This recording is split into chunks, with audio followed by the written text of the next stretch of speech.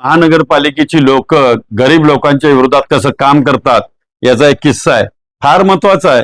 ही व्यक्ती अनफड आहे, गरीब आहे.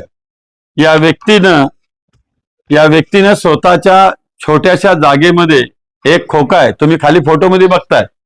या खोक्याच्या ठिकाणी बांधकाम करावं म्हणून बांधकाम परवाना रितसर घेतलाय. तो पण आपल्याकडे आहे. तो पण या पाठीमाग जी बिल्डिंग दिसते, या बिल्डिंगच्या माणसानं यांना ते बांधकाम करू दिलं नाही. परिणामी त्या व्यक्तीनं यांच्या घरातली मयत झाल्यानंतर बाहेरगावी गेल्यानंतर तोपर्यंत मागच्या बांधकामाला पोर्च काढून यांच्या वरती म्हणजे खोक्याच्या वरती आलेले आहेत. बघा दादागिरी काय असते. आणि 25/5/26 रोजी हे पत्रव्यवहार केलेला आहे. आणि हा पत्रव्यवहार करून सुद्धा महानगरपालिकेनं फक्त त्यांना ही नोटीस काढलेली आहे.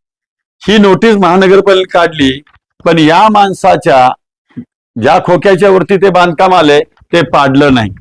पण आज मी सांगतो, महानगरपालिकेला सांगतो आणि त्या ज्या लोकांनी याच्यावरती अतिक्रमण केले त्यांना सुद्धा सांगतोय, गरीबाला वाली कोण नव्हता, पण गरीबाला वाली रोज एक नवीन विषय.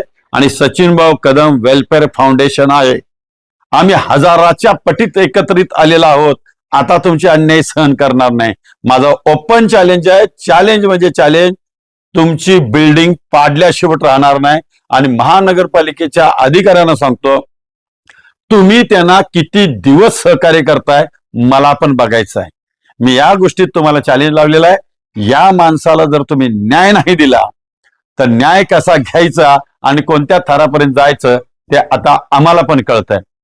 त्यामुळं मी या व्हिडिओच्या माध्यमातून हात जोडून विनंती करतो, ज्यांची बिल्डिंग आहे त्यांनी बिल्डिंग आपल्या आपल्या हद्दीप्रमाणे उतरून घ्यावी, अन्यथा बिल्डिंग पाडायला लावणार एवढंच सांगतो. त्यावेळेला होणाऱ्या नुकसानीला मी जबाबदार नाही. धन्यवाद.